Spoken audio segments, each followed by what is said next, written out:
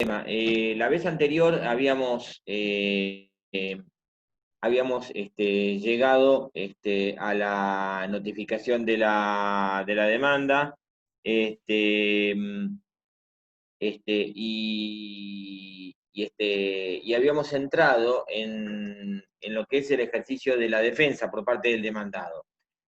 Habíamos dicho que la defensa en general podía tener dos aspectos. Por un lado, el planteo o la oposición de aquellas cuestiones que apuntaban a la falta de presupuestos procesales, ¿m? Y ahí estaban las denominadas excepciones, y después aquellas defensas que tienen que ver con o apuntan o están dirigidas a señalar la falta de presupuestos sustanciales. Es decir, en realidad, lo que se plantea es que no hay, la pretensión que está en la demanda no tiene fundamento desde el punto de vista del derecho de fondo, ¿no? Es la defensa en la cual uno, en principio, pensaría, ¿sí? Es decir, en un juicio por incumplimiento de contrato, una defensa sustancial sería el contrato fue incumplido por otro motivo, no ha existido el contrato, o el contrato fue incumplido por otras razones, o fue incumplido por la parte actora. En un accidente, en un daños y perjuicios de un accidente de tránsito, el accidente ocurrió de otra manera, el accidente ocurrió por culpa de la parte actora.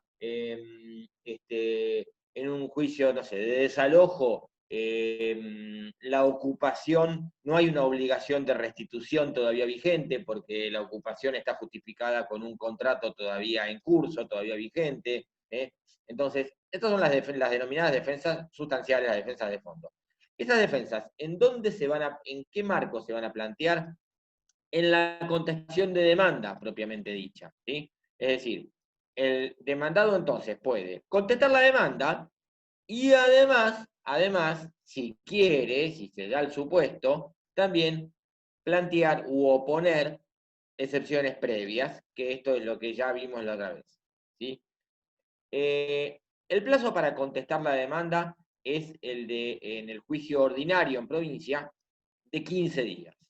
En el sumario en provincia es de 10 días y el sumarísimo en provincia es de 5 días.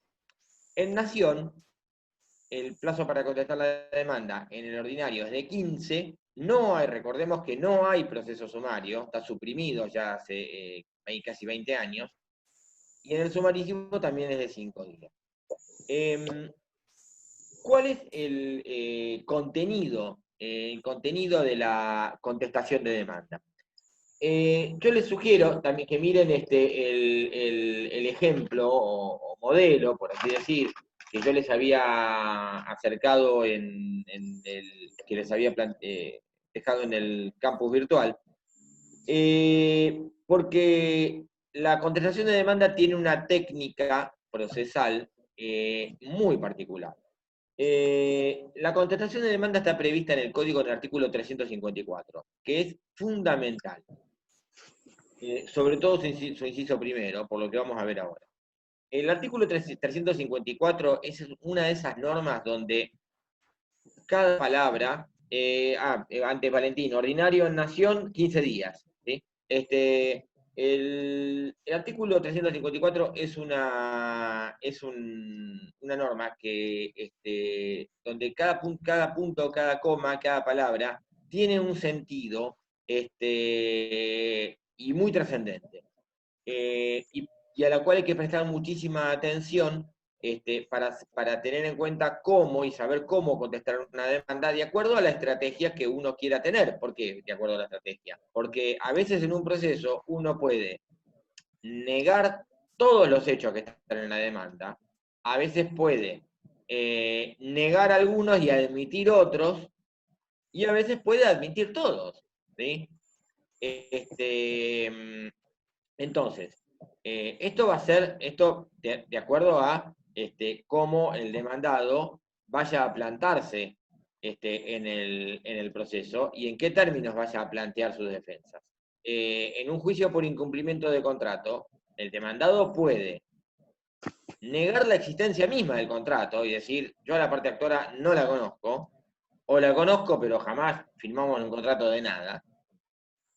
O también puede ser que admita la existencia del contrato. Sí es cierto el contrato, sí firmamos un contrato, sí en esos términos, pero la relación contractual se desarrolló de otra manera y el que incumplió el contrato no fui yo, va a decir el demandado, sino la parte actora. ¿Sí? Y también puede ser de que el demandado admita todos los hechos, ¿sí? Que vamos a ver esos qué consecuencias tengan en el proceso. Fíjense el 354. Dice, al principio de todo, en la contestación, el demandado opondrá todas las excepciones o defensas que no tuvieran carácter previo. Es decir, que acá el 354 lo que les dice es, nos estamos refiriendo a aquellas defensas que no son las excepciones previas. De las excepciones previas ya hablamos el miércoles pasado. Hoy vamos a hablar de esas otras. Esas defensas que llamamos, entre comillas, sustanciales. Cuando dice opondrá, en realidad es podrá oponer. Está mal dicho en la ley. ¿Por qué? Porque es una carga procesal. El demandado, si quiere, contesta la demanda, si no quiere, no contesta la demanda, y si quiere, la contesta la demanda en 3 renglones, y si quiere, escribe 100 páginas. Si quiere, plantea 10 cuestiones, y si quiere, no plantea una sola. ¿Está claro? Entonces, el opondrá no es una obligación, es una carga. Obviamente que el cumplimiento o incumplimiento de esa carga va a traer una consecuencia de en la sentencia si le va a ir mejor o peor. Y dice, deberá, además, de plantear estas defensas sustanciales, dice reconocer o negar, y presten mucha atención a este inciso primero, reconocer o negar categóricamente cada uno de los hechos expuestos en la demanda, la documentación o los documentos acompañados, y las cartas o telegramas a él recibidos. Y después dice, la negativa, el silencio, la negativa meramente general o las evasivas podrán ser tomadas como un reconocimiento, como una admisión de los hechos lícitos a los cuales se refieran. Y cuanto a los documentos, se los tendrá por reconocidos o recibidos según el caso. Acá hay que hacer una separación, una disquisición, vamos a desmenuzar toda esta norma. A ver, primero, el código les está diciendo, les está explicando cómo tiene que ser la negativa para que funcione como tal. Es decir, si el demandado quiere negar, por ahí no quiere negar nada, repito, pero supongamos que el demandado quiera negar hechos, documentación, ¿cómo tiene esa negativa para que funcione como negativa? ¿Sí? Pero tiene una técnica legislativa la norma particular, porque no les dice cómo tiene que ser, les dice cómo no tiene que ser. Entonces dice, el silencio, es decir, aquello no negado, hecho no negado, documento no negada, carta, telegrama, supuestamente dirigido a él, no negado, documentos que dice que se le atribuyeren al demandado, no de terceros, que se le atribuyeren, no negados, y cartas o telegramas supuestamente recibidos, o la negativa meramente general. ¿Qué es la negativa meramente general? Niego todos los hechos afirmados en la demanda. Eso es una negativa meramente general. ¿Sirve eso como negativa? No, no sirve, no funciona. Por eso, fíjense en el ejemplo que yo les di, que hay un apartado que dice negativo, y hay una enumeración, dice niego tal cosa, niego tal otra, niego tal otra. ¿Por qué dice eso? Porque es necesario que la negativa, para que me funcione como tal, ir negando cada hecho, uno por uno, individualmente, ¿sí? Es un trabajo engorroso muchas veces, ¿sí? Sobre todo si la demanda tiene una exposición, un relato de los hechos extenso. Van a tener que ir desmenuzando el texto de la demanda, punto por punto, ¿sí? Lo mismo con la documentación, atribuida al demandado. Y lo mismo con las cartas o telegramas supuestamente le enviaron.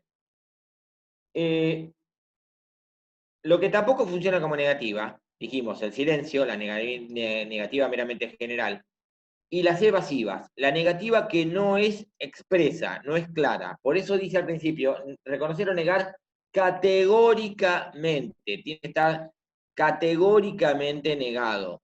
¿Mm?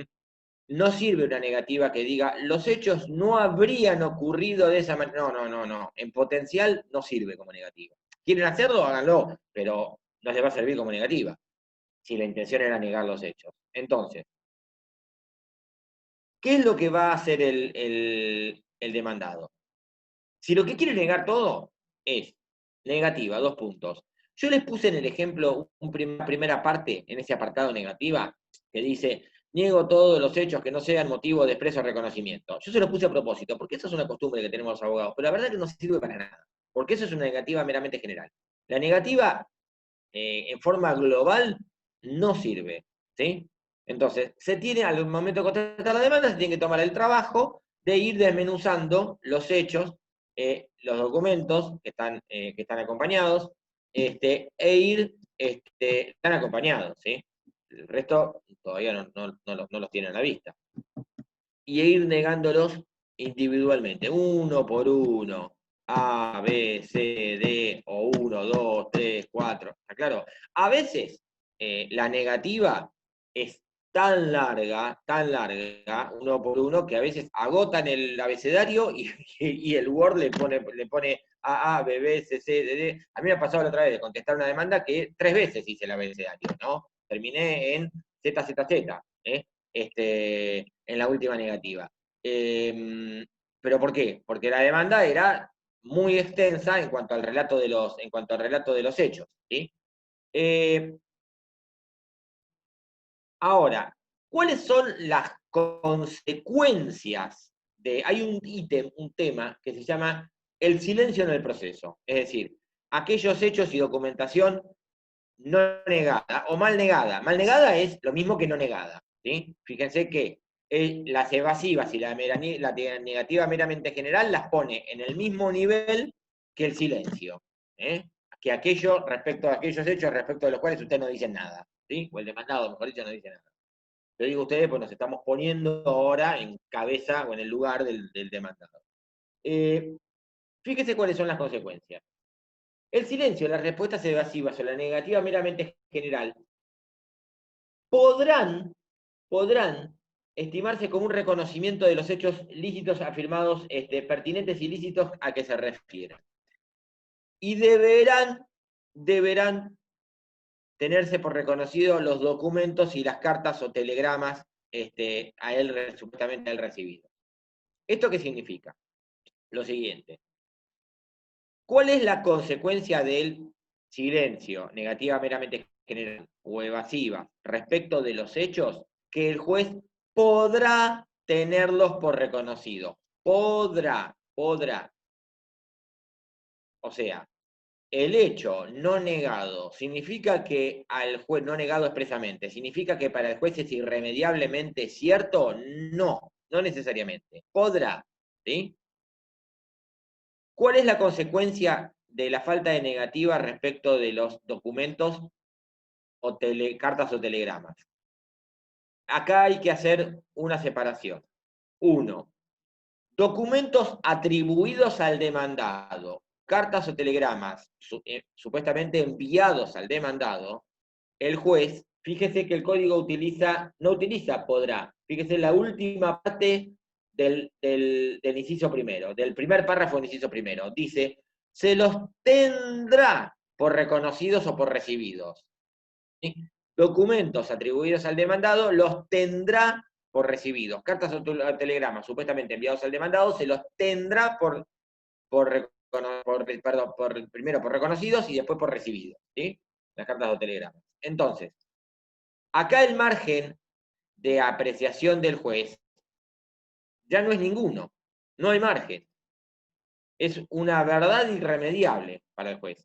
Pero ojo, estamos hablando de documentos atribuidos al demandado. Yo acompaño un contrato que dice, o que digo, mejor dicho, que lo firmé yo, parte actora, y el demandado, y digo que una de las firmas es del demandado, y el demandado no niega la autenticidad de este contrato, el juez lo tendrá por cierto, y lo tendrá por reconocido. Y ya queda exento de prueba.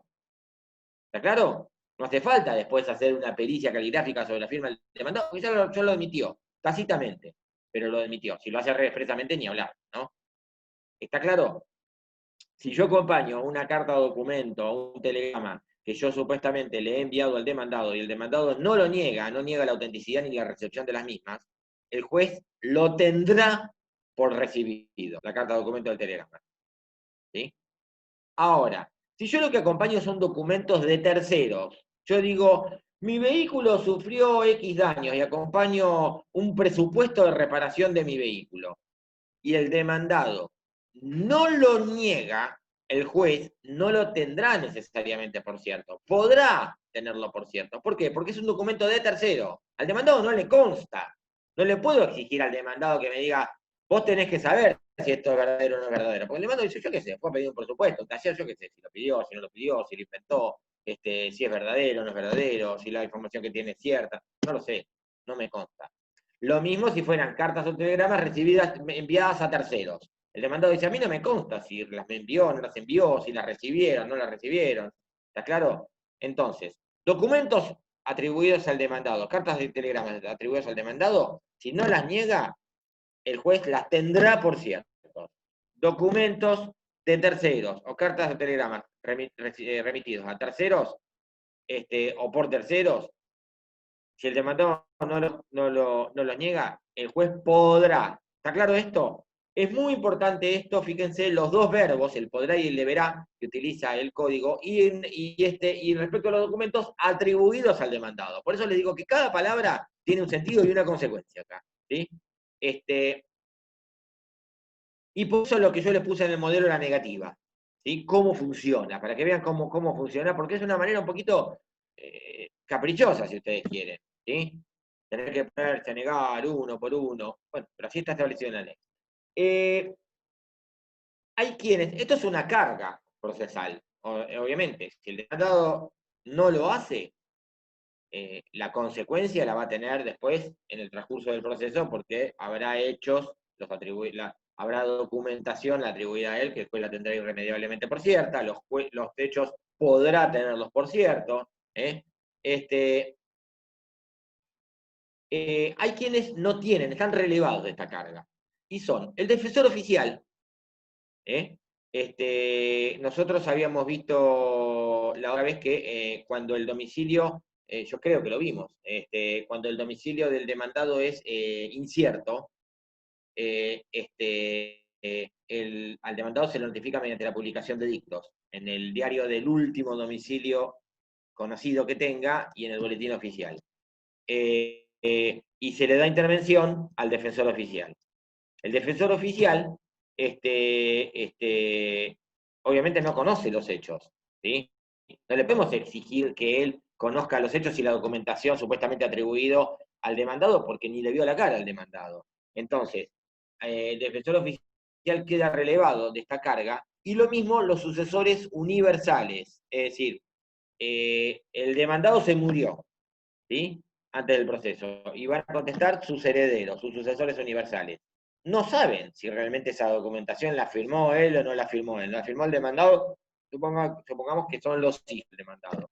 No saben si realmente es la firma o no la firma y los hechos si son verdaderos o no son verdaderos porque no les consta. Entonces, en este caso están relevados y podrán reservar su respuesta definitiva para una vez después de producida la prueba. Es decir, queda diferida esta eventual negativa o no para el momento posterior a la etapa probatoria. El inciso 2, lo que dice es expresar los hechos en que se funda. Bueno, esto es lógico. El demandado, de acuerdo al primer inciso, lo único que hace es negar, destruir. ¿Sí? No es cierto, no es cierto, no es cierto, niego, niego, niego, no niego. Pero además el demandado va a querer, puede hacerlo, si no quiere, si no lo hace porque no quiere, pero la ley le da la posibilidad de dar su versión de los hechos, lo cual, repito, tiene lógica. Con los mismos requisitos del 330, inciso cuarto, es decir, los hechos expuestos claramente. Después dice, observar en lo aplicable los requisitos del artículo 330. La contestación de demanda va a tener una estructura relativamente similar a la de la demanda. Es un escrito judicial, va a empezar con un encabezado, en este caso va a ser, fíjense el ejemplo que yo les di, el demandado, por su derecho, con el patrocinio de un abogado X, todos los datos del abogado, domicilio, constitución de domicilio, objeto contesta demanda, negativa, y todas las negativas que hace, fíjese que no niega la existencia del contrato. Es decir, si no niega la existencia del contrato, la está admitiendo. Pero niega una serie de hechos más. Después da su versión de los hechos.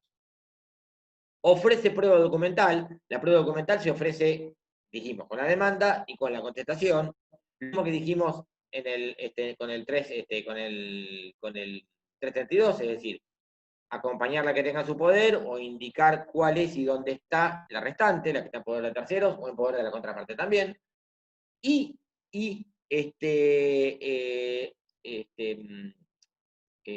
indicar en qué derecho se basa también en forma breve, en forma sucinta, como decía el 330, inciso quinto, y la petición final.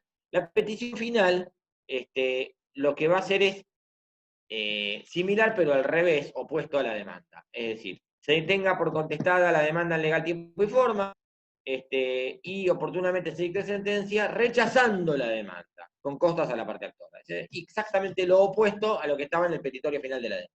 Esta es una contestación elemental básica. Yo además le agregué una pequeña oposición de excepciones previas, yo lo puse en el mismo escrito para no hacerle dos cosas distintas, y también otra cosa más, una reconvención. Y vamos con el segundo supuesto, de la segunda posibilidad que tiene el demandado. La primera era comparecer al proceso y oponer defensas, ya sea excepciones previas y contestar demanda, o solamente contestar demanda. ¿Está claro? La segunda posibilidad es comparecer. Comparecer es no ir a tocarle la puerta al juez, sino presentarse escrito mediante un abogado apoderado con el patrocinio de un abogado. ¿Sí? Por derecho propio con patrocinio de un abogado. La segunda opción es comparecer. Contestar la demanda, con excepciones o sin excepciones previas, depende del caso, eso es indistinto. Y además, deducir una reconvención. En este caso, el demandado comparece, se presenta, se defiende, contesta la demanda, y además deduce una pretensión contra la parte actora. ¿Qué es la reconvención? La reconvención es la pretensión deducida por el demandado contra la parte actora y en el mismo proceso. ¿Sí? Fíjense el 355.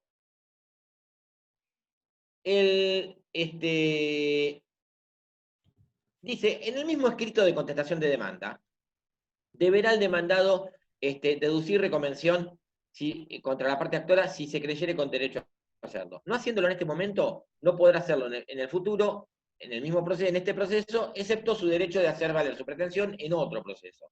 ¿Qué significa esto? Significa lo siguiente. La ley lo que dice es, le dice al demandado, si vos querés deducir reconvención, es decir, si vos querés reclamar en este proceso, porque es la pretensión deducida por el demandado contra la actora, en el mismo proceso. Si vos querés hacerlo, lo tenés que hacer cuando contestás la demanda. Este es el momento. No podés hacerlo después en este proceso. Pero es sin perjuicio que lo puedas hacer en otro. A ustedes los viene a ver, ustedes son abogados del demandado. Los viene a ver el demandado con la sé la notificación de la demanda, abrochada de las copias de la demanda y de la documentación acompañada de la demanda. Les dice que recibió ayer, les cuenta todos los hechos, según su versión, obviamente, y les dice, la verdad yo no iba a hacer nada, pero ahora que este tipo me está reclamando, yo también le quiero reclamar a él, porque yo considero que en realidad el que acá salió perdido fui yo. Repito, yo no le iba a hacer nada, le iba a dejar ahí, lo pasaba a pérdida, pero ahora, en caliente, ya que lo que quiere es sí, ingresamos con el mismo en 10, en menos de 10 en realidad, ya en 8 y pico se corta, ingresamos con el mismo ID y contraseña. Entonces, le dice su cliente, yo le quiero reclamar también. ¿Puedo reclamarle? Sí, sí, por supuesto. ¿Lo tengo que necesariamente hacer en este proceso? Puede hacerlo en este o en otro. ¿Qué necesita? Bueno, ¿qué reclamo va a hacer usted? Bueno, mire, yo como consecuencia del incumplimiento de la parte actora, sufrí daños porque a mí me vendió una mercadería. ¿Se acuerdan el ejemplo? El ejemplo del incumplimiento de contrato de mercaderías, de papas. El demandado tiene una cadena de restaurantes. Había comprado esa papa para su cadena de restaurantes. Y el demandado les dice, miren, a mí me entregó la mercadería en pésimo estado, la papa estaba toda echada a perder, esa mercadería yo no la podía sacar a la venta, porque primero que no resistía ningún tipo de control de sanidad, y además yo tengo un nombre en mi empresa, tengo una cadena, con franquicias, yo esto no lo podía sacar a la venta, y tuve que salir a comprar otra mercadería a las apuradas, a otro precio, obviamente me mataron, perdí inclusive, no, hay días que no pude poner la mercadería a la venta, es decir, hay platos que no se pudieron servir, perdí clientela, sufrí un montón de pérdidas. Entonces ustedes le dicen a su cliente, bueno, yo voy a necesitar una serie de documentación, que son libros contables, talonarios de facturación, datos de testigos, ¿y para cuándo lo necesita? Y bueno, nosotros tenemos 15 días hábiles, 3 semanas para contestar la demanda. Y su cliente les dice, yo todo eso no lo puedo reunir porque yo ahora tengo que viajar por trabajo, esto me lleva tiempo darlo. Entonces ustedes le dicen, bueno, entonces acá en este proceso el reclamo no lo vamos a poder hacer.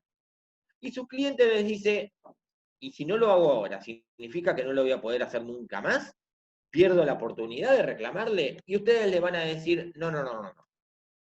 Nosotros acá ahora vamos a contestar la demanda, solamente. Usted después busca toda la documentación, tranquilo, y, vamos a iniciar una demanda por separado. ¿Está claro? Por separado. Otro juicio, otro proceso. ¿Sí? Tranquilos. ¿Lo mismo le va a decir el cliente? Sí, es lo mismo. Entonces, nosotros vamos a tener un Pampa Húmeda Sociedad Anónima contra Ramírez y vamos a tener otro proceso después que se va a llamar Ramírez contra Pampa Húmeda. Eso es lo que dice la última parte del 355. Dice, no haciéndolo entonces, es decir, no reconviniendo cuando contestas la demanda, no lo puedes hacer en este proceso. En Pampa Húmeda contra Ramírez, Ramírez si quiere reclamar es cuando contesta la demanda. Después, no, en este proceso. Ahora, Ramírez después si quiere ir juicio por separado, que se va a llamar Ramírez contra Pampa Húmeda. ¿Y qué va a pasar con esos dos procesos? ¿Qué va a pasar? Eso me lo tienen que decir ustedes porque ya lo saben. ¿Qué va a ocurrir? Espero, tienen 5 minutos. La acumulación, claro, bien Karen.